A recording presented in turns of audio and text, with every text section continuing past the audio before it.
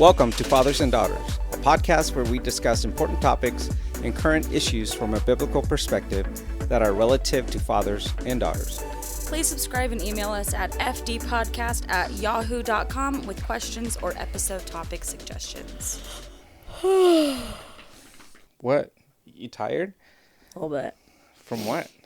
Working. Just working? Yeah, just working. All right, well, welcome everyone.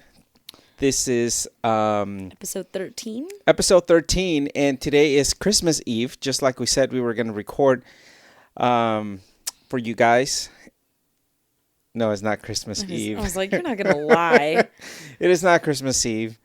I know we said we were going to do a Christmas Eve episode, but Christmas Eve. we just couldn't. Just got away from everybody. We just couldn't. But today is New Year's Eve. Today is New Year's Eve, yes. So I thought we would just come together and talk a little bit about, just recap Christmas and just about the holidays in general and just to see how it was for us and to talk about how the holidays were for us growing up and, you know, with you as a kid and stuff like that. So this is just going to be a short episode just to...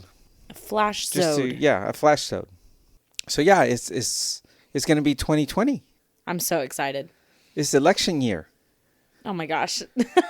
It's election year. I love that that's where your mind went first. Hey, 4 more years. 4 more years. Oh my gosh. This is not a political podcast. It is not a political podcast, but... No, there's no buts. Just leave it right there. So this year we did something a little bit fun for Christmas. We spent Christmas Eve just having a really nice, relaxing morning with the family. And then we went to church service. And then we went to my grandparents' house, your in-laws. We went to their house and just did the Christmas Eve dinner, swapped Christmas presents, all that kind of stuff.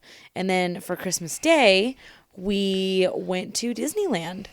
For the first time, we didn't spend it with extended family. This was the first year we kind of just took the 4 of us and just kind of did our own thing. And it was so nice. Yeah, that was a blast. That was fun. It wasn't crazy. It wasn't chaotic. We did all of our Christmas gifts on Christmas Eve. Christmas Eve, yeah. We're not very big gifts people. Well, I think it's a lot easier now that you guys are older and you guys are more practical. I think when you guys were little, you know, we were trying to look for whatever toy you guys wanted from TV and commercials or that you guys saw, whatever. And we just tried to make like a big hoopla out of Christmas and, you know, Santa bringing gifts and all this stuff. And now that you guys are older, it's a little bit easier because we can just do fun things and count that as a Christmas gift. Yeah, one of our next episodes, I'd really like to do love languages and just kind of talk about how we give love and how we receive love. The only person who's a gifts person in our family's mom. None of us out. You're a good gift giver. Yeah, but that's because I learned that mom was a good gift receiver. Yeah, and I don't really receive love through gifts. I didn't get very many Christmas gifts this year because normally they come from you guys or my grandparents, and from both of you, I asked for something practical and not just a gift. I asked my grandparents to make a contribution to my car payment. I just told them, I said, whatever you would have spent on a Christmas gift for me, would you just put that towards me paying my car payment next month? Welcome to adulting. Yeah, and I asked you guys, I just said, just would you pay off my Disney pass? Or make a contribution to that? Like, yeah. I wasn't very specific.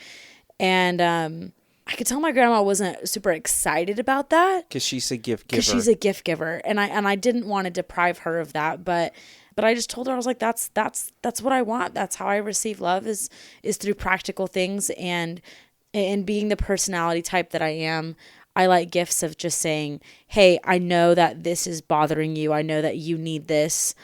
I'm going to give this to you. I'm going to give you something that's just going to take something off your plate.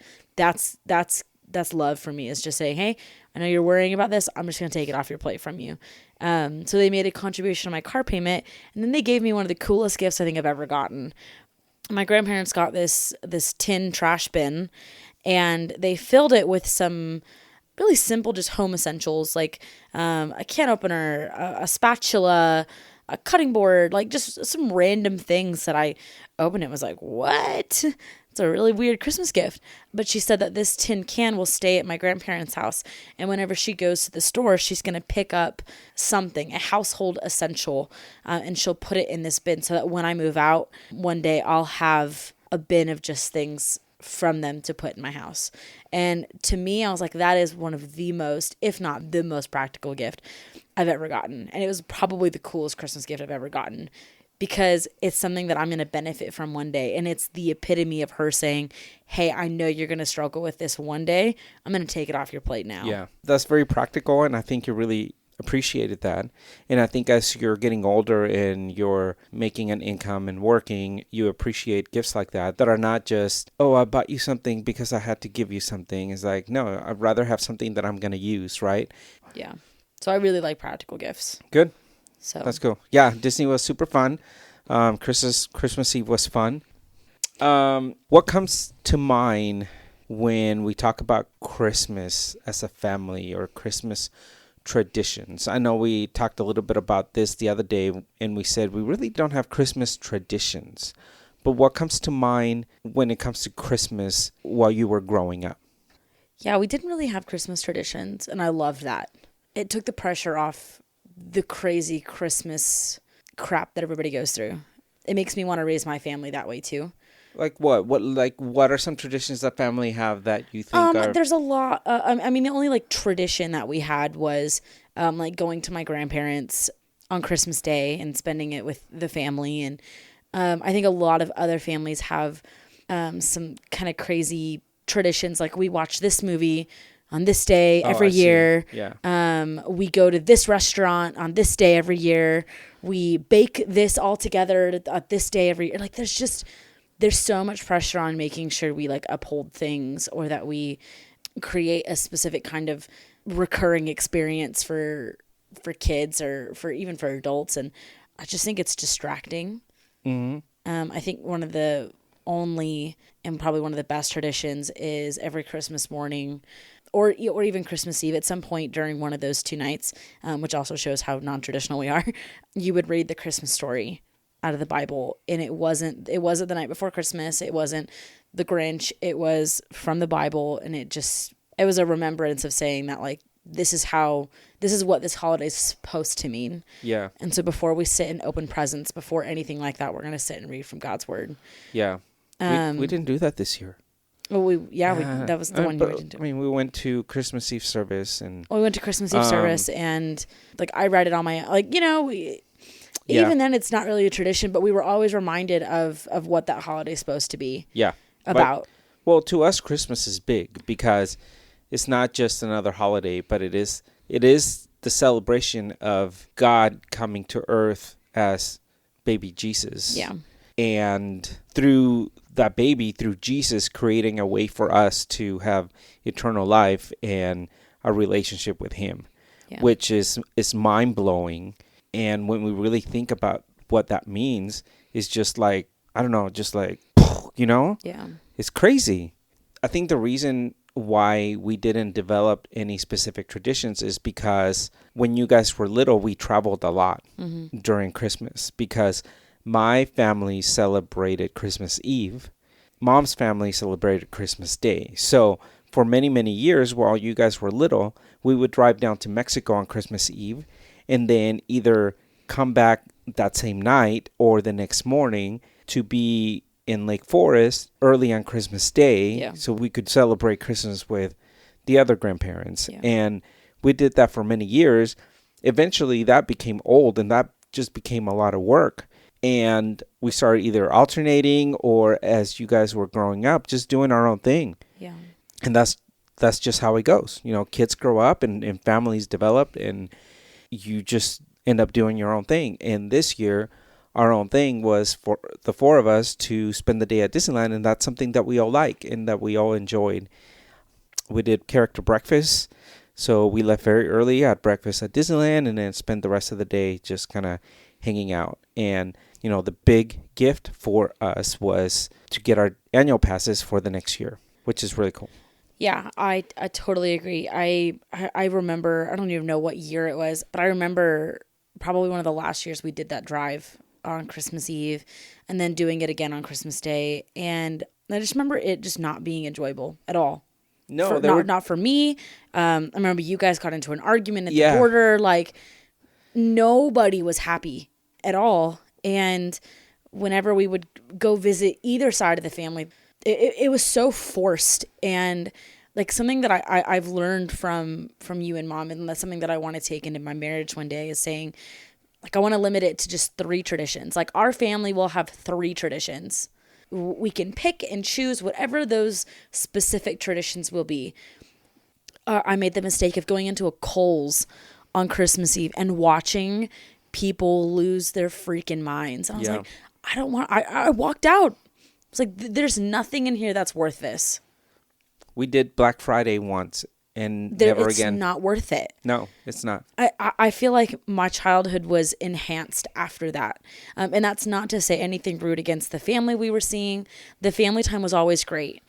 It was the forcefulness of making sure that we checked all the boxes, that we decorated the cookies on one day, that we made sure we visited this person on this day and visited this place on this day. And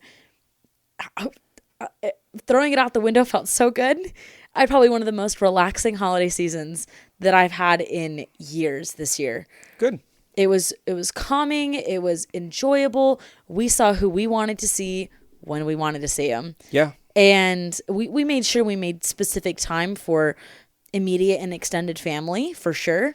But then after that, we were just kind of like, we'll make sure we see you as long as you make time for us too, so that it's convenient on both ends. And let's just make sure that we're intentional about the time we do have together and just have fun. I think what was great about Christmas Day is that it wasn't traditional. It wasn't the normal Christmas Day, but we just went and said, what do you guys want to do? What's going to be the most enjoyable? What's going to bring us the most fun? And let's do that. This year, this is what that was. Yeah. And I really enjoy that us 4 still like to hang out together, and we can do things like that. When I tell people about our trip to Walt Disney World and they ask me, oh, yeah, how old are your kids? And I tell them, 21 and 18. They're like, what, really? And they were okay going with you? And they just don't understand that we enjoy hanging out, us 4, still. And don't get me wrong, immediate family can have its trials sometimes. That week that we spent in Walt Disney World, there were times we all had to return to our corners. Sure, and spend some time alone. And it's just like that for the holiday season, even for just the 4 of us. And that's okay. That is more than all right. We just had our time and went into our corners and regrouped and then came back together. And I would just suggest, and turning this into how this relates to fathers and daughters, I would say, kids, appreciate what your parents go through to make sure your holidays are enjoyable, regardless of what age you are or what phase of life you're in, whether you're 45 or you're, 7 years old listening to this. Appreciate what your parents go through to make sure that your holiday season's enjoyable. Appreciate the lengths they go to find what you want. If you don't get exactly what you want, is it really something that you need? Yeah. I started asking myself that question 2 years ago when Mom asked me to make a list. It's like, make your Christmas, or my grandma, she asked me to make a Christmas list. And I legit sat down with a pen and a paper, and I was like, there is nothing I need. There's nothing I need. I don't need shoes. I don't need AirPods. I don't need an Apple Watch. I don't need these things. I want them, and they're cool, but I don't need them. But last year, I needed tires. Like, my car needed tires, and that's what I put on that list. And I remember giving it to you guys, and you were like, are you kidding? It's like, no, I need tires. Please get them for me. And it was one less thing that was taken off my plate. Yeah. So I would say just ask yourself, is there something you need rather than something that you want? Because it's the season. If someone's willing to buy you something, maybe it should be something that you need rather than something that you want. Think practically. And you might get one of the best Christmas gifts ever, like I did this year. Yeah, and when it comes to time, one of the huge, big things that I've learned being married, and that I learned very early in my marriage, and that I think is very important for people that are getting married to know, is that once you get married, your family becomes your spouse and your kids. Everyone else becomes your relatives. So when it comes to spending time and pleasing people and enjoying your time, make sure that your family is taken care of before you're trying to please everyone else. If your family is not feeling love and is not being taken care of, then maybe we need to rearrange the way we spend time during the holidays. Just like you were saying, there were times when Mom and I came back from driving on Christmas Eve and Christmas Day just frustrated at each other, and it just wasn't enjoyable. Yeah. So just remember that. What has been your most memorable Christmas? Most memorable? Probably the Christmas I spent when I was home from Turkey. Oh, yeah. I spent a year in Turkey serving the Lord and serving missionaries over there. And I actually got like a 2-week break to come home. And my grandparents were the ones who offered to fly me home for the holidays. And I was very grateful for that. And so I thought I'd get a little mischievous. And I booked a ticket 3 days earlier than I was supposed to come home. And I turned my location services off. Yeah, that was crap because we were so worried whatever. That last day, because we're like, where is she? We couldn't track you. Me. So I turned my location services off. I hopped on a plane at 11:30. It was so late. I hopped on a plane at like 11:30 at night, my time, flew to London, had a 45-minute layover in Heathrow, which, if you know that airport, is terrible. My luggage got lost. I had to be pulled from security. I got my luggage, the ones that I eventually found, it got stuck in the machine at security. Like, it was just a nightmare. I ran and caught my plane, was the last person to board, and then had a 12-hour flight over to the U.S. I landed at about 4 a.m. No, it was earlier than that. It was about 11 p.m., and my grandparents picked me up from LAX, which was a horrible drive. And I drove home. I slept for about 2 hours, and it was about 2 a.m. when I got a phone call from you guys, freaking out, asking where I was, where my location services were. So I lied. I was like, "Oh, I did. The Wi-Fi went out or something like that." Yeah, something weird, and assured them. I was up the whole rest of the night because I just couldn't sleep. And it was about 7 a.m. on Sunday morning. And my grandparents drove me over to the house. My grandma made this really awesome box that would fit over me. They went and knocked on your front door, and you guys came out, opened the box, and there I was. And just not having seen you guys for 6 months, and then to be able to be home and for it to be a surprise was just a really cool moment. Yeah, that was awesome. Of getting to just spend Sunday morning with the family, hanging out and making breakfast together. I remember you guys decorated the house for Christmas, but left the tree undone. And you guys had ornaments out for 2 weeks because you wanted to wait to decorate the tree until I came home. And I remember spending that Sunday morning decorating the tree and getting to surprise my friends and just getting to hang out with my family. That was so memorable and so rewarding. Knowing I had to go back made that time really valuable for me. And I don't think I've valued time like that in a long time. That was the first time I really learned how valuable just being with family is and how valuable my time really was. So I spent it very methodically. Yeah, that was fun. And I'm glad your grandparents went to go pick you up at LAX and not us, because that drive sucks. It was kind of the first time I had received a gift that I needed instead of a gift I wanted. Yeah. My grandparents told me it was an expensive ticket during the middle of the holidays, a overseas flight. It was expensive. And they told me, like, this is your Christmas present. I just remember being so okay with that. I remember opening presents on Christmas morning and just being excited that I was just there. Yeah. And there wasn't much to open. I was just happy to be there. And I think something like that's just really valuable. And then we had cinnamon rolls with bacon, which is probably our only family tradition. So we do have one. And we didn't even do it this year. Well, we did it for Thanksgiving. Right? We have cinnamon rolls with bacon. And we didn't do it this year because we had breakfast at Disneyland. Yeah. My most memorable Christmas was one year when the house behind our house caught on fire. So we were getting ready to go to bed, and we look out the back window, and there was this house just in flames. Yeah. And that was crazy. It wasn't a good memory, but it just stuck in my mind. And I remember being little and seeing that house burning up and feeling bad for that family because they were losing their house on Christmas Day. That's crazy. And we had just opened all these gifts, and my parents made a big deal too about gifts and Santa, with what they could afford. but we had good Christmases, and then, looking this house burn down was pretty sad. What's your favorite Christmas carol? Oh gosh. Or Christmas song? I love the song Joy to the World. That's something my church really did well this year, is they continue to use the word celebration. And I feel like a lot of the times we intensify Christmas, when really it's something to be joyous about. The story of Christmas is very intense, and the story of Mary and Joseph's journey to Bethlehem and the birth of Christ is an intense story, but it's also a really happy one. And I think a lot of the times we just forget what a celebration that really is. And I think that song really just kind of brings that to light a little bit. I think that's cool. What I think is really cool is that mainstream media and the world, quote unquote, wants to get Jesus out of everything, schools and books, but during Christmas season, you still hear Christmas songs that talk about the Savior and Jesus and Bethlehem, and it's like there's no way to take those out because that's what it is.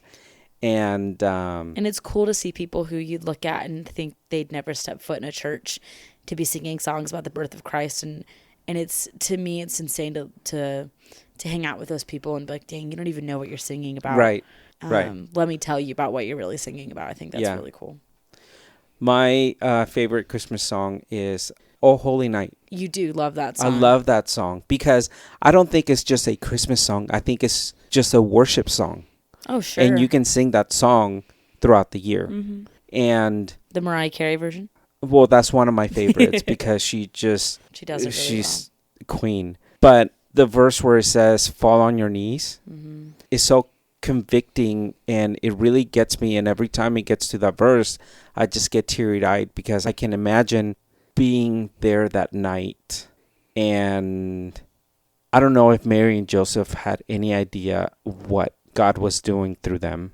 And, the shepherds and the animals that were there, I don't know if they had an idea that they were there paying tribute to the Lord of Lords and the King of Kings, yet he was just a fragile baby, So I don't know. It always gets me.